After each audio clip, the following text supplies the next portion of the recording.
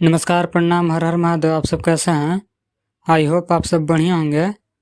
दोस्तों, आप सभी को बता दूं कि खेसारी लाल यादव का आज भवनाथपुर में स्टेज शो है और वहीं से एक वीडियो क्लिप निकल के सामने आया है, जैसे कि आप लोग स्क्रीन पर देख सकते हैं।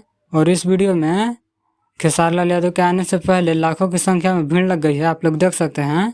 अगर आप लोग भवनाथपुर झारखंड के आसपास से हैं तो जाइए, अभी से कुछ देर बाद खेसारी लाल यादव का स्टेज शो स्टार्ट होने वाला है और वहाँ पे खेसारी लाल यादव के साथ में बहुत सारे कलाकार भी आने वाले हैं।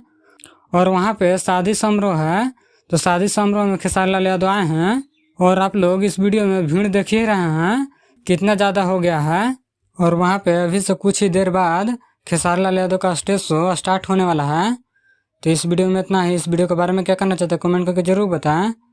और मेरे चैनल पर नए हो तो चैनल को सब्सक्राइब कर लें, ताकि ऐसे हिट मशीन खेसारी लाल यादव से जुड़ी सारी छोटी बड़ी खबरें सबसे पहले देखने के लिए मिले। तो मिलते हैं अगले वीडियो में, तब तक के लिए जय हिंद।